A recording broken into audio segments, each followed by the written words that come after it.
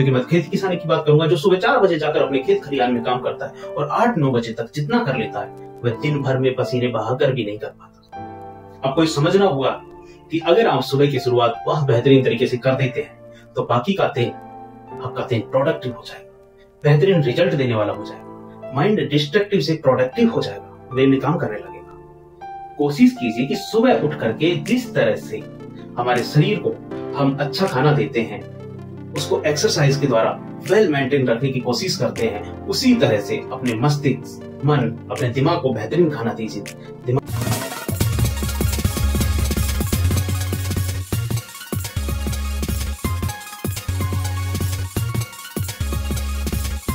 Health, wealth, relationship, parenting and productivity के लिए देखिए ओपी बागड़ी शो। नमस्कार, आदाब, सत श्री अकाल दोस्तों, कैसे हैं आप? ओपी बागड़ी शो में स्वागत है आप सभी का। आज हम बात करेंगे मॉर्निंग हैबिट्स की, जो कि आपकी लाइफ को और बेहतर और ऊर्जावान अच्छा बनाती है, आपकी लाइफ में वैल्यू ऐड कर सकती है। हम कई सालों से सुबह, दोपहर, शाम, रात गुजारते जिंदगी का एक बड़ा भाग हो चुका है। दरअसल असलियत यहाँ तक की है कि एंड्रॉइड के जमाने में अब वह बात नहीं रही जो पहले होती थी। शाम को सही टाइम पर सो जाना, सुबह जल्दी उठ के अपने अपने काम में लग जाना। अब कहीं तो यार 3 बजे सो रहे लोग, कहीं जब गुड नाइट हो रहा उनका, और कहीं 3-4 बजे उठ करके गुड मॉर्निंग करते लोग। ऐसे में आपके हिसाब से अपने टारगेट को ध्यान में रखते हुए, लक्ष्य को ध्यान में रखते हुए, सिचुएशंस को देखते हुए, बॉडी क्लॉक को देखते हुए आप टाइम को मैनेज कर सकते हैं। लेकिन सुबह अगर 3-4 बजे उठते हैं तो उस टाइम का आपका एनर्जी लेवल बहुत अच्छा रहता है, डिस्टर्बेंस नहीं होता। 4 बजे से 8-9 बजे तक आप जो पढ़ लेते हैं वह आप 9 बजे से सुबह और शाम 6 बजे तक पूरी मेहनत करके भी नहीं पढ़ पाते।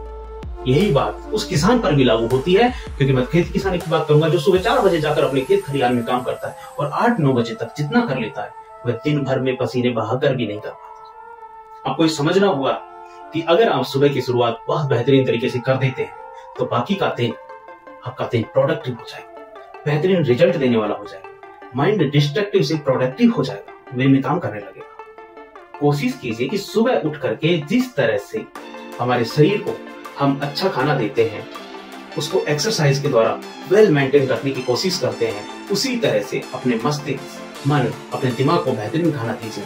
दिमाग का खाना क्या हो सकता है समझ सकते हैं आप। जो अच्छे विचार सुनते हैं, आप जो अच्छी किताबें पढ़ते हैं, आप जो अच्छी अच्छी बातें सुनते हैं, सारी चीजें दिमाग के लिए फूड का काम करती हैं। अगर आप सुबह उठते ही सीरियल देखते हैं और आपके व्हाट्सएप पर आए इधर उधर के मैसेज देखने लगते हैं या कोई क्राइम रिलेटेड मूवी देखते हैं, तो आपके दिमाग में सेम वही चीजें फील होने लगेंगी। धीरे धीरे जर्रे जर्रे से अंतराल के बाद आपकी कंडीशनिंग वैसी ही हो जाती है। आपने बचपन में सुना होगा कि आप रात को सोते समय जो दादियां, नानियां जो आपको कहानियां सुनाया करती थी, जिनमें कहीं न कहीं इस चीज का ध्यान रखा जाता था कि डेली ग्रेटिफिकेशन, रिश्ते, मानवीय गुण, इनका विकास रात को जो सुनकर सोते थे उसके दिमाग में, आपके दिमाग में प्रोसेस होता था, जो कि एक अच्छी आदत है, विचारों के टॉनिक की तरह काम करता था। उसी तरह से सुबह जो हम पढ़ते हैं, सुनते हैं, देखते हैं, वह हमारे दिमाग में बहुत जल्दी एक पैटर्न सेट कर देता है। इससे सोते समय और सुबह उठने के 2-3 घंटे तक कोशिश कीजिए कि आप व्हाट्सएप पर मैसेज ना देखें, मूवीज ना देखें, सुबह सीरियल ना देखें और ना ही किसी तरह का कोई क्राइम वेब सीरीज देखें, क्योंकि इससे आपके दिमाग पर बहुत गहरा असर पड़ता है। कोशिश करें कि सुबह उठ करके अपने शरीर को मेंटेन करने के लिए एक्सरसाइज करें, दौड़ भाग करें, मेडिटेशन करें, अपने आपको माइंडफुलनेस की प्रैक्टिस करने की कोशिश करें। दिन भर का प्लान बनाएं, उसमें इन चीजों को जरूर जोड़ें कि जो मैं प्लान बना रहा हूं उसकी सीमाएं क्या क्या हो सकती हैं, कहां कहां दिक्कत आ सकती है, उनका सामना मुझे कैसे करना है। प्लान ए, प्लान बी तैयार रखें। दिन भर में आप कोशिश करें कि जिस व्हाट्सएप ग्रुप पर, सोशल मीडिया के अन्य किसी ग्रुप पर इस तरह के मैसेज आए हैं जिनमें किसी को नीचा दिखाने की कोशिश की जा रही हो या द्वेष भावना फैलाने की कोशिश की जा रही हो, उनसे हाथ जोड़कर दूर हो जाए, क्योंकि जो चीज हमारे अंदर जाएगी शीघ्र ही वह हमारे संस्कारों में, हमारे कामों में हम छलकने लगेंगे। जिस तरह हमारे शरीर को व्रत रखने की जरूरत होती है, फिट रखने के लिए, उसी तरह से दिमाग को बैलेंस रखने के लिए, जिससे हमारे डिसीजन सही हो सके, जिससे हमारी सोच सही हो सके, जिससे हमारी आगे आने वाली जिंदगी ज्यादा बेहतर हो सके, ज्यादा आसान हो सके, ज्यादा खुशी वाली हो सके, उसको मेंटेन करने के लिए क्या चीज सुननी है, क्या चीज नहीं सुननी है, कितनी देर तक सुननी है, इन सब का व्रत करना भी जरूरी है।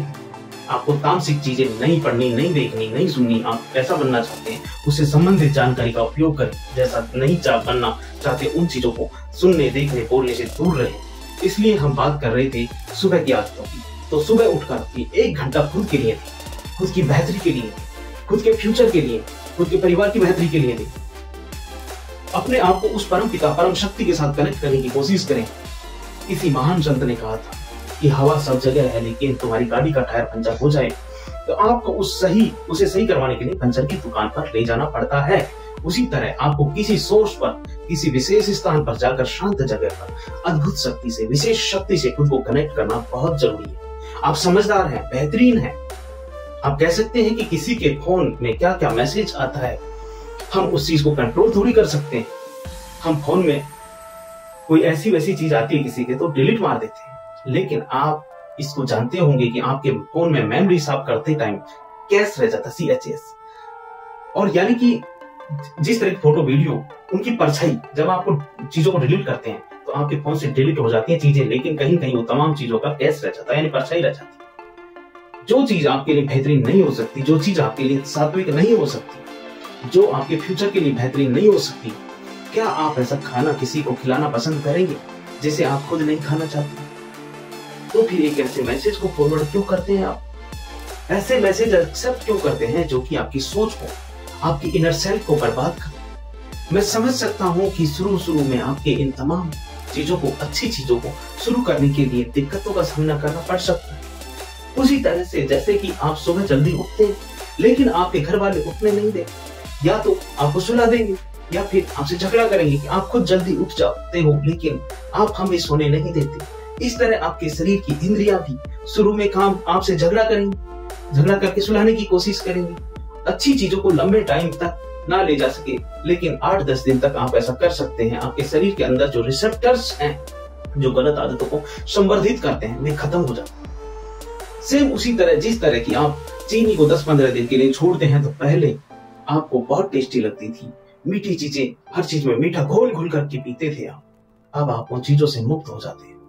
अब आपके शरीर के अंदर का जो रिसेप्टर था चीनी को लेकर, मीठे को लेकर की, वह कमजोर हो गया, वह खत्म हो जाता है।